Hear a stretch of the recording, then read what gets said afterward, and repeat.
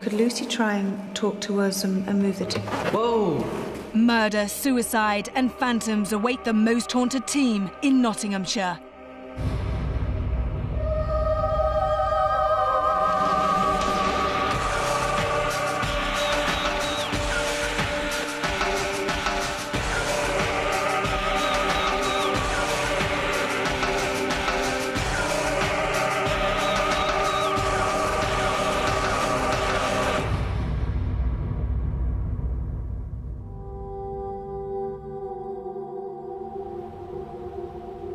Hello and welcome to Most Haunted. The building behind me was originally built in 1784.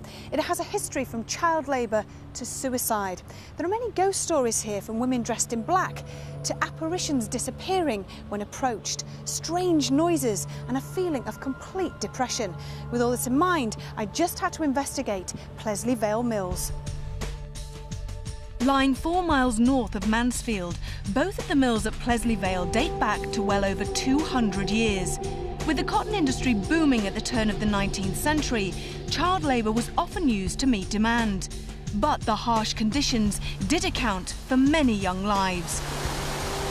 Despite 2 large fires in the 1840s, the rebuilt mills continued to prosper for over a century until manufacturing finally ceased in 1987.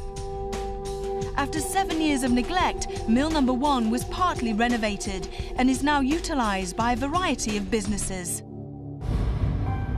In those days, of course, in the 1780s and 90s, the village of Plesley wasn't in fact big enough to supply a workforce. I think there were only 485 people that lived in the village, so they had to get a workforce from somewhere else. And these, of course, came from the workhouses, the poorhouses of London and other parts of industrial England. Children from the age of 7 worked here from 5 in the morning till 7 at night. They even had to sleep by their machines at night. They were very badly treated by some of the overseers, and many children, of course, died here. There are many stories of children's voices being heard, especially in the woods opposite the mill. That's a place for us later on tonight. Voices have been heard along this first floor corridor when there's no one there. It's also said emotions run high, so much so that people are said to burst into tears for no apparent reason. One morning we was doing an open weekend. I came to work, I was on my own, the staff were running a little bit late, and I went onto the first floor, that's where our premises is, and I went to the ladies, and as I opened the door, somebody said hello to me 3 times. The voice sounded like a male person's voice, not really old, not really young, but just like an inquisitive hello, as hello was a question, to try and get my attention. Yes, I've had quite a few paranormal experiences here. In the office where I work, I've seen a few lights and shadows, which I can't distinguish what they are. Also, I've had not pleasant experiences going down to the ladies' toilets and on that corridor, really frightening experiences. I've seen lots of orbs and felt lots of unhappy thoughts down there. The figure of a man has been seen standing in the car park next to the forklift truck.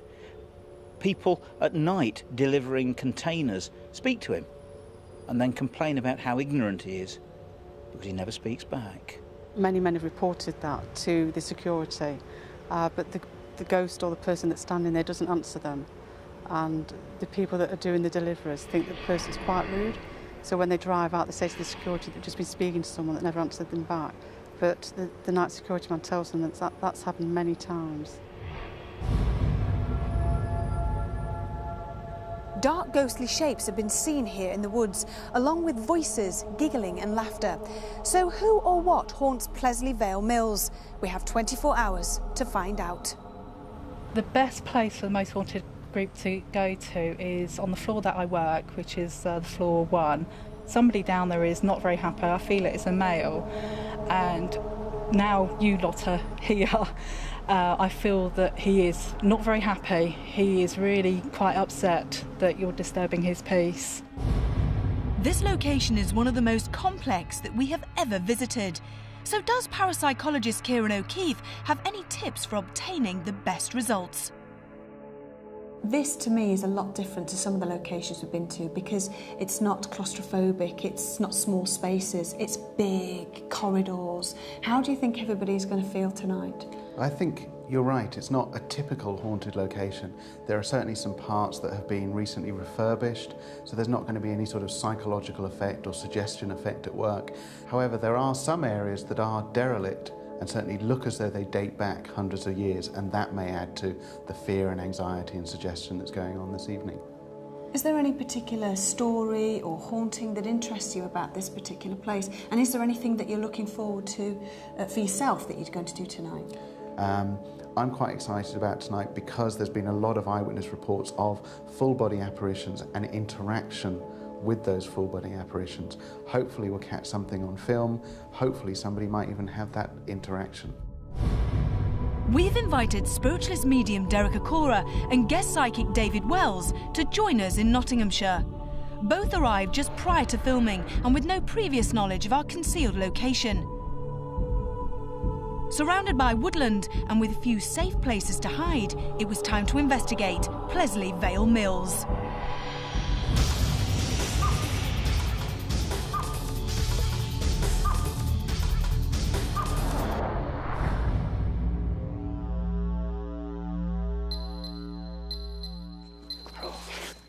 You all right, Derek? Yeah.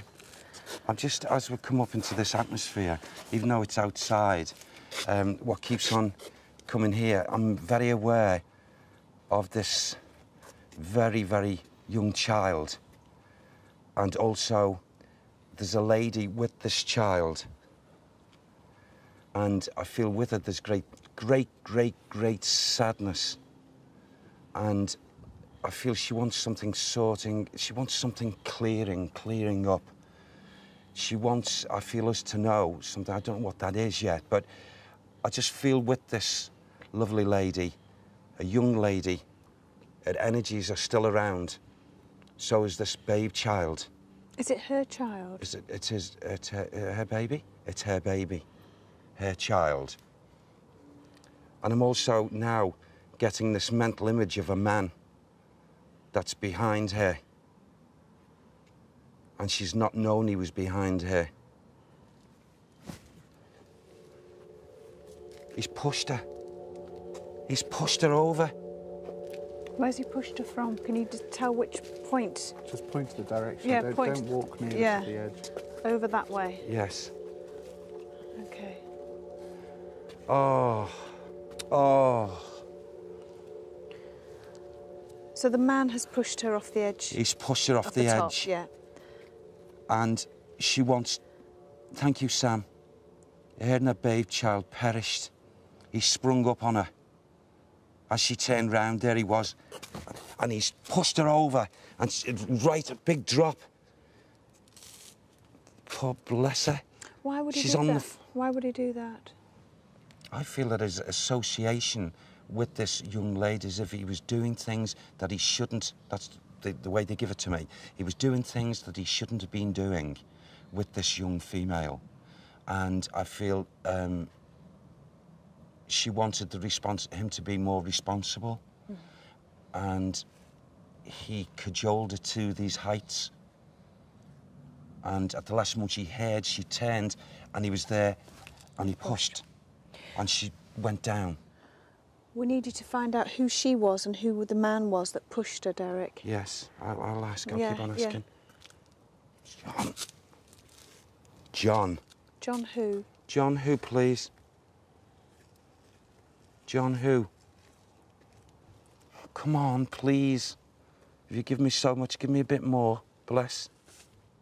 S. OK, thank you. Can you get me... See if you can get me a bit more, please, Sam, please, bless. I know got the name, the first name, John, very clearly, and I get initial S. Right. And I feel that must start the surname. That sounds like 17. It looks like 98. I feel like giving me a period of time. 17, and it looked like 98. Most of the alleged paranormal activity centres around mill number 1, and after just a brief spell on its roof, we've already discovered the possible murder of a young woman. But who killed her, and how many more skeletons, for now, lie buried at Plesley Vale Mills? Anything moves, I can't move anything, there's nothing up here.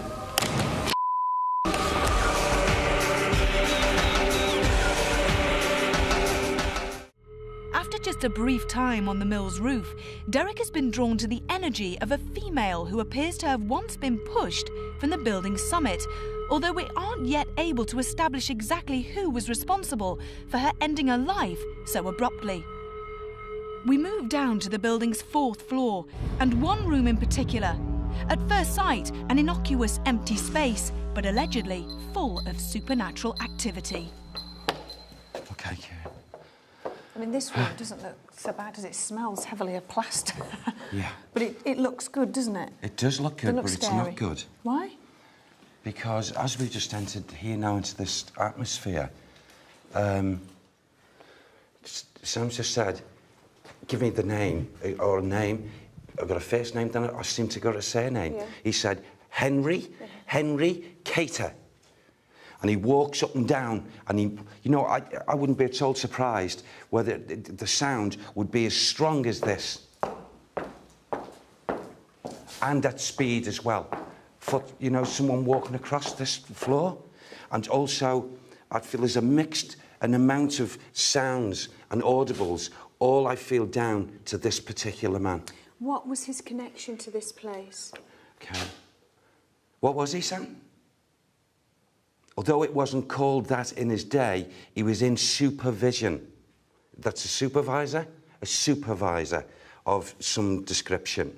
To do with the... What's it again? It's to do with the mill. Right. The mill. What year was he here, Henry Cater? Can you give me that, please? Go on. He's just put 1878. Henry Cater was here 1878. Right. Is it 1878? He keeps on giving me that. And I feel he would not think kindly. As our team were here now, I feel he could be troublesome. In actual fact, this man, thank you, Sam, this man, Henry Cater, has been, he just doesn't stay in this area. He goes outside, and he's shown himself there. He's shown himself there, yes. Where? Out on the ground level? On the ground level. He's got a connection here, but he also leaves this area and goes outside. Okay. And I feel it's there that he's shown himself. He has shown himself. It's like as if he stands and he looks, and someone will see him. And it's like as if the person could go up to him and look at the spirit man and think he's physical and speak to him. And he listens. And then off he goes, it fades. We were all a little worried by Derek's visualisation of this troublesome male character, although his feeling of a wandering spirit could relate to the regular apparition of a man seen outside in the yard. Often approached by delivery drivers, he ignores their conversation and literally vanishes into thin air. So far, the mill had only offered us unhappy souls, but we were all hopeful that this sensation would lighten as we moved downstairs. See, every corridor looks exactly the same to me. Yes. Yeah. I just know we're all going to get lost. Does anyone feel what I'm feeling here now at the moment, What? since we've entered this atmosphere? You know, it's like an instant feeling of depression. And I certainly don't suffer with depressions. And yet, I feel that's been transported into this ether. Maybe it's stayed here for a long time. Maybe it's within the fabric of the brickwork, I don't know, but I just feel as if, and whilst we're here, I feel as if I'm getting two separate spirit energies. But I feel one is a male and one is a female. And I feel there's reason for them to come in this direction, and I do feel very strongly as if I want to go outside with them also, with these two. But I feel the woman more so than the man is glad that we are here to get something cleared up. Okay. Cleared up. She's roaming round not happy with the lies or the association with how they lost their lives. Okay. I heard as if somebody was walking up there. You heard footsteps? Or? No, like movement, like... That wasn't my foot at all. No. Yeah.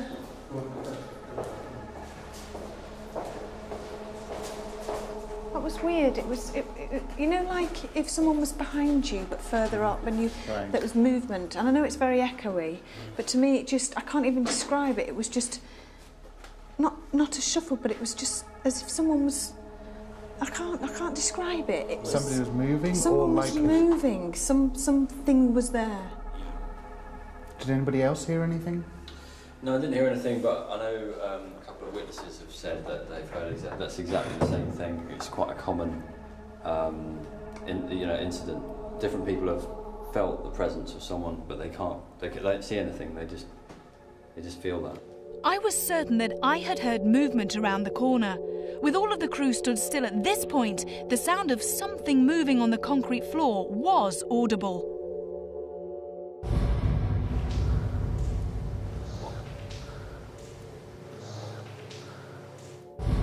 Despite this interruption, Derek was still keen to follow the spirits of the two restless souls that he had just sensed. With our cameras switched to night vision, we head outside in the hope of discovering more about this man and woman. Okay, Derek, are you Yes. pointed in any specific area when we come outside Yes, here? just as we're entering now into this area, I just feel an absolute negative frustration that's just coming all around me. And this I'm picking up as we come closer now, as we come up here to this point, and I look out into the water and drawn into that area of water there.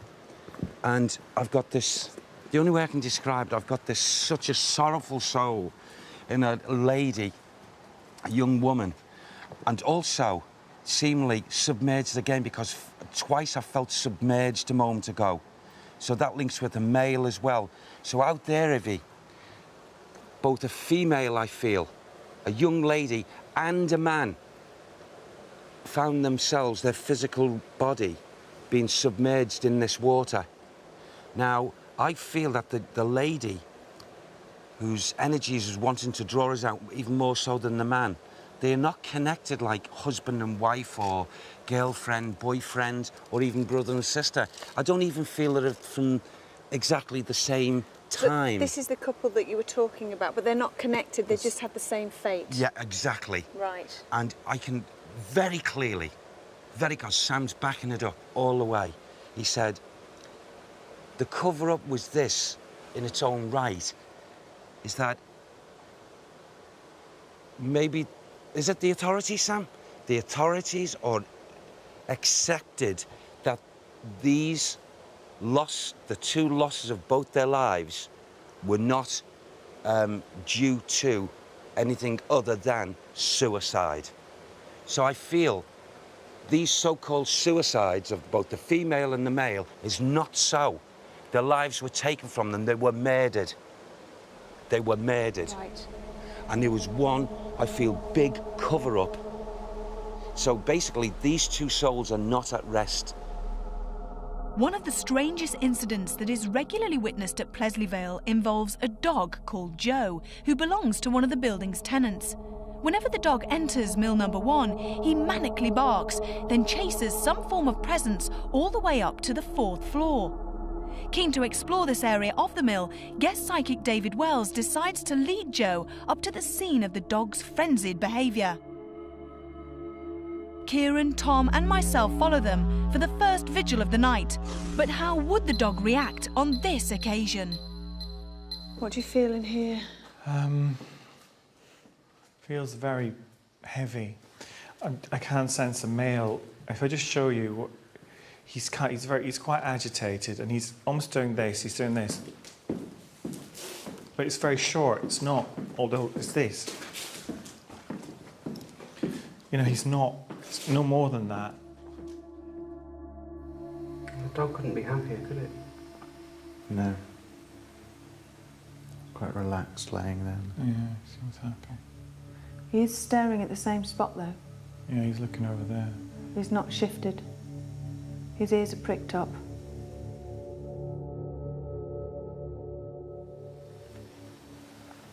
Anything? No, just there is still this character here. It's a constant backwards and forwards, backwards and forwards. It's interesting you say that, because when we had the walk around with Derek, he picked up the same thing, the striding, backwards and forwards and quite hurried steps, but he almost did the same thing, but in that area. The same thing you were doing, trying to illustrate what was going on. Right. That's interesting. Yeah. So if you can try and make a link with that person and try and get some more information we can match, that would be good. Okay, I'm getting a bit more clear audience now. He's doing this as he's walking. He's wringing his hands like this. And it's like he's trying to convince himself he didn't do something. I didn't do it. I didn't do it. It wasn't me. I didn't do it. I didn't do it. I didn't do it. It's like that. It wasn't me. It wasn't me. It wasn't me. I didn't do it. So I'm trying to ascertain what he did. Okay, what did you do? What did you do? He's pushed somebody towards a machine. He's pushed someone towards the machine and they've gone into the machine. I think he's done it by accident in a fit of anger, and it just went too far. It's a woman. Are you sure about the sex of the person that he's pushed? No, I mean, I just see a shadow. Just see a shadow. But he's pushed someone into a machine. We were all a little surprised at the apparent composure shown by our canine companion, but also intrigued by David sensing of yet another horrific death. Would any other tragic victims from the mill's past choose to make their presence known? Can you spell out the first name of your killer? Can you do that for us, or is it too painful for you?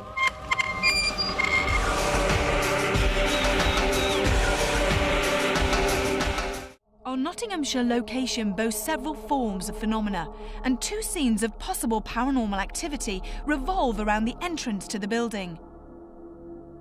With Richard keen to explore the yard where the lifelike apparition of a man has often fooled passers-by, Derek, Alex and Rachel head into the first floor reception. But would the ghostly image of a lady dressed in black choose to make her presence known? Is there anyone here at the moment?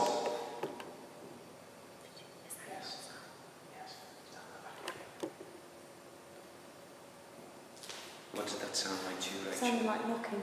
Yes. Like. Did you hear it? Yeah, bang, bang, bang.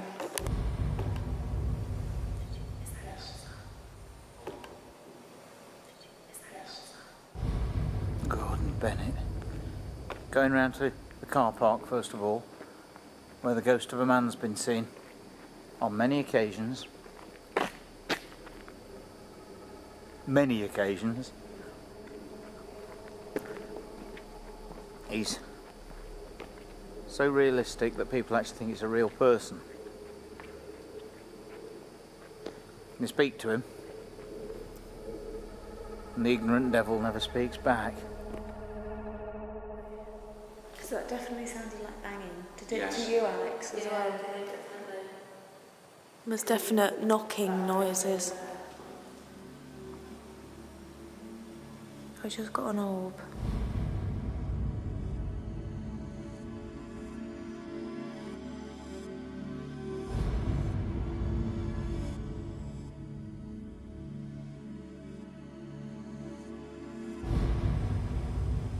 Anyone here?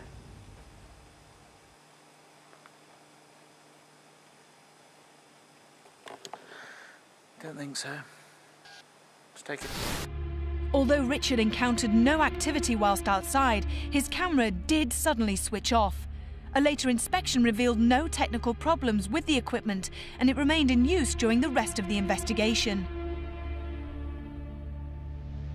Dense woodland surrounds the vast majority of the mills, where rumours abound of buried bodies and mysterious voices. Although a little hesitant, a small group of us headed across the adjacent river and into unknown territory. Some of us were more prepared than others for the adventure that lay ahead. You seriously want me to go in there? Yeah, come on, we're going in. I can hear noises there. What? Listen. I can't hear it. There's people there. Can you hear that? Hello? I thought I could hear voices. Could you hear Yeah, murmuring, like a man's murmuring. Yeah. Come on, let's go. Oh my God, where the hell is this going? Whose idea was this? Yours.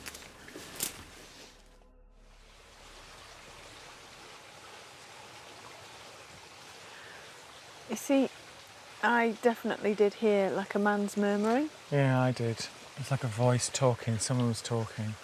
I know there's water there, but it was different. The pitch was different. Did you hear anything, Tom? I can't say that. I mean, when I put my microphone around, all I can hear is just water.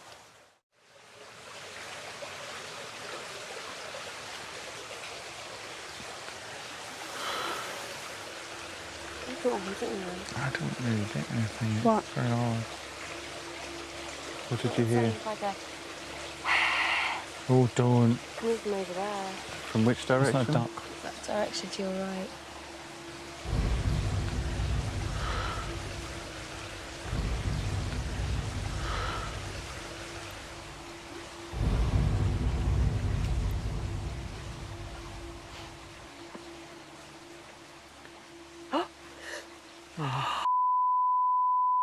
What's that?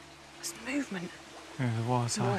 Movement over there, that way. Really? Yeah, definite movement. Where are you pointing? Over that way, there. Through there. There was. Hello? Don't do that. Hello? Is there anybody here? It sounded to me like someone was walking, you know, like rustling over there. Oh, there it is again. Yeah, I heard it.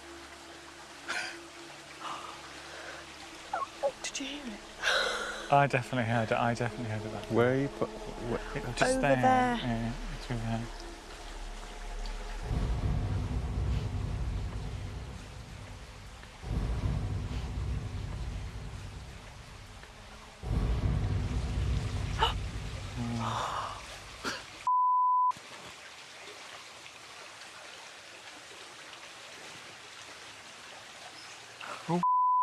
Sorry, oh, it's only a dog. Bloody weird dog. What's that? It's a very strange sound. That's not a dog. It's like someone hitting something metal, isn't it? There is speculation, isn't there, about registered deaths within the mills, but also there's a possibility that there's a lot of unregistered deaths, especially with mill number 2, because there are a lot of children who worked there hundreds of years ago, and of course there would have been deaths either through maltreatment or that sort of thing, and there's a lot of speculation about where those bodies would have been buried. And one theory is that they're buried in these woods. What? Like that side of clearing, the left side of clearing. The left side? What did you hear? What, towards the pond? No, towards like where we've come from. All right. What was That that? was me, it's me, it's me, it's me, it's me. Oh. What do you mean? What do you hear? I don't know, I just keep feeling like there's someone there. By now, we had all acclimatised to our vast surroundings, so once back indoors, it was time to try a new experiment. Kieran felt that preparing a Ouija board may help to increase the levels of activity within the mill. Don't think of this as the same sort of phenomena as table tipping. Frequently when you're doing table tipping, your fingers are very light, and if it starts to move, you take your fingers off to try and show that you're not moving it. With the glass that we have here, which we're basically replacing what would be a planchette, you have your finger on the top of the glass and make sure it's in contact. Don't have it so light that it loses contact. If it starts to move around, make sure that you're maintaining contact with the glass. Is that clear? Yeah. This alternative method of communication has existed for over a century, but it is often felt to rely too heavily on autosuggestion. With this in mind, we begin with everyone's eyes focused on the board. At this moment in time, is there a spirit person with us in this room? Is that it's lifting it up and down on you? Coming back to yes. Yes. Coming Yeah, back, it's just taking it lifting away it and up and coming down. back. It's amazing. Do you want to find out a name? Can you give us your first letter to your first name, please? Go. Keep contact with the glass. Spin it around.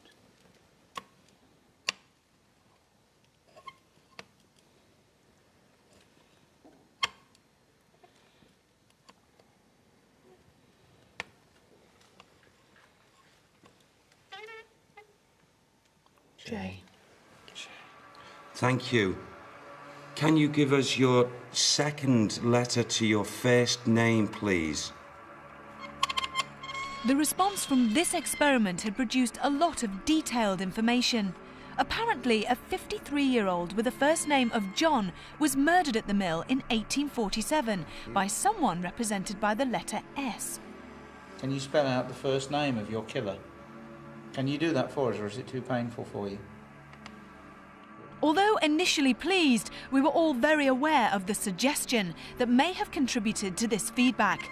Therefore, we immediately attempted a controlled experiment. As Kieran asked questions, it was imperative that everyone else should look away from the board at all times.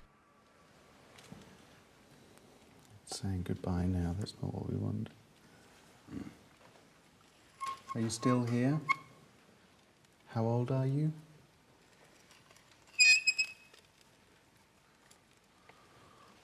What is your name?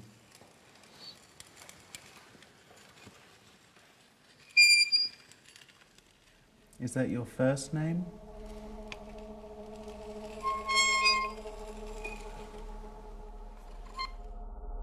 Name, W-U-W-O-P. Is that your first name? There was no answer. What is your second name initial? And the answer was U-W. And then when I asked for a clue to their connection here, the answer was U-Q-U. But his name was Woo-Wop. Right, okay. Well, that was a load of old gibberish then, wasn't it? Yeah. Well, but it kind of illustrates a point, whether that's because of normal explanation or because of paranormal. For it to work, there has to be the group around the table, looking at the table, looking at the Ouija board. Did it work much better? There has to be. Tragedy and murder remain prevalent in Nottinghamshire. But what other chilling mysteries had we yet to encounter at Plesley Vale Mills?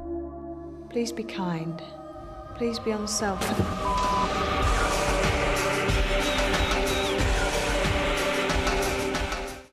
The paranormal activity at Plesley Vale appears to centre on two specific areas.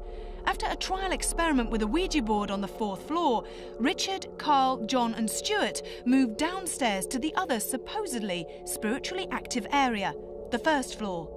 Visitors often report feeling upset here, and this corridor is where I had heard a mysterious movement earlier in the day. Is there anyone here with us? Anyone at all? Is there any spirit entity that walks these old passageways? Make a noise. Just do something, anything.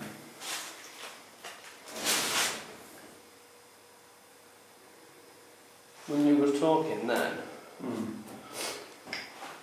Something actually got my attention downstairs. Did you hear something moving? Yeah. Yeah, I thought I heard something like a brick or something on a wooden floor being dragged. Yeah. Down there. Yeah.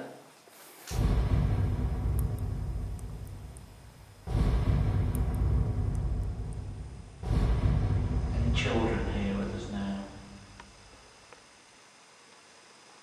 Anyone that doesn't know they're there?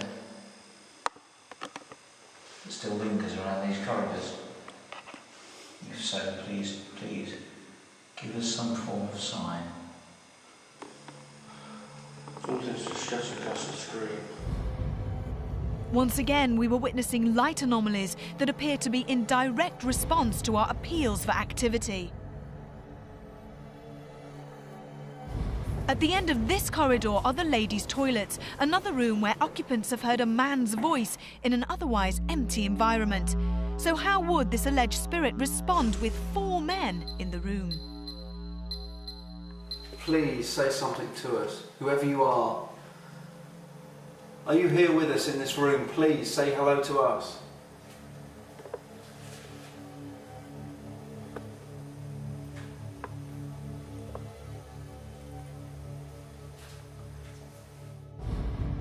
Unbeknown to Carl, John's camera actually had detected a variety of light anomalies. And again, all of them apparently appearing in time to appeals for activity. Still intrigued by the corridor they had just left, Carl decides to leave Richard, John and Stuart in the ladies' toilets so that he can conduct a lone vigil. Would this eerie environment hold any further clues at the second time of asking? It's funny, this is very funny. There's something about this place, it's not mad, it really is kind of spooky. But there's I don't know, there is an eeriness here, there's a feeling of unfinished business. I just need proof. If you're a little boy or girl that used to work here that died, you haven't died in vain.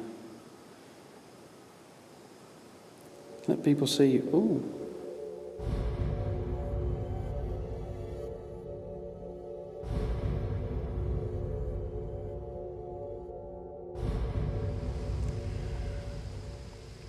Anything moves. Oh, I can't move anything. There's nothing up here. What?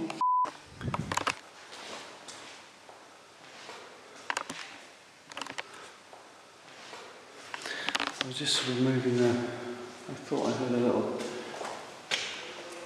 sort of noise down there, but don't think anything.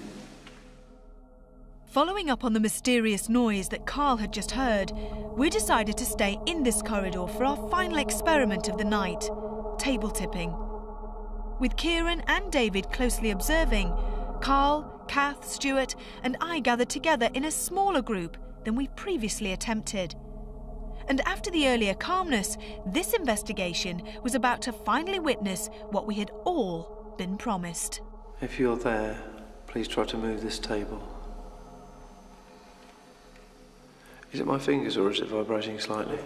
Oh yeah, I can feel it. I was just about to say something and it's not.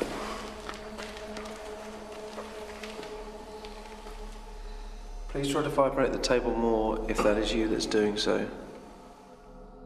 Just a few minutes into the séance, Carl surprises us all by suggesting 2 names that had, for some reason, just appeared in the back of his mind. Nothing seems to be happening now, does it? It's probably completely stupid and I've got no reason for it, but for some reason, every time you were speaking, those 2 names were coming into my mind. What name? Elizabeth Jane Metcalfe and Lucy Ann Metcalfe. How weird. I have no idea why those 2 names would come into my mind. Try it then. Come on. Elizabeth Metcalfe, Lucy Metcalfe. Are you both here? Are you both here? Elizabeth, If you can hear my voice, please help us. Please be kind. Please be unselfish. Who was that? The hell was that? That wasn't me. Come on, guys, hold it together. Keep going, keep going. No, that's really... Keep going. That scared me. Please be unselfish. Who was that? Please be unselfish. Who was that? Elizabeth? Elizabeth? If that was you, please do it again. I'm sorry if I was frightened. It was just a shock. I don't mean to. Please use our energy. Come forward. Come forward. It is, it's tipping up. Come forward, please. Thank you so much. Yeah. Thank you so much. Please, just that extra bit of energy for us. That's fantastic. Could you move the table for an answer of yes? Did you used to work here? Did you used to work here in this mill? You did, thank you. Did you die here in this mill? You did. Are there two of you here now? Are there two of you here now? Are you both here, Elizabeth and Lucy? Are you Elizabeth and Lucy? Are your surnames Metcalf?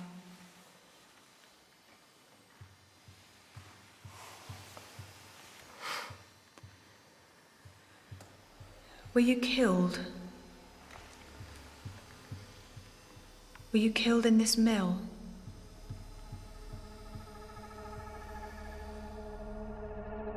Can Lucy come forward? Could Lucy try and talk to us and move the table? Whoa! The bloody thing moved on the floor. Sorry, Elizabeth. Sorry for doing that. That might be Lucy because she's younger. Okay. Hello, Lucy. Is that you? Lucy? Lucy, can you hear my voice, sweetheart? I'm sorry if we jumped. We didn't mean to. We ask for these things, we know, but we just get a little scared sometimes. Talk to us and move the table. Whoa! Talk to us and move the table. Whoa! After a sedate start, our final experiment of the night had offered us a clearer indication of the levels of paranormal activity that may exist at Plesley Vale. Curiously, we can find no documented records that link either Elizabeth or Lucy Metcalf to the mills. Yet these responses suggest that perhaps they did play a part in the building's past. Although no other incidents were detected by our locked-off cameras, these remarkable light anomalies were recorded throughout the night. We had a lot of ground to cover on this investigation, yet it was the inside of the mill that yielded the most significant results. And eventually, contact did appear to be made.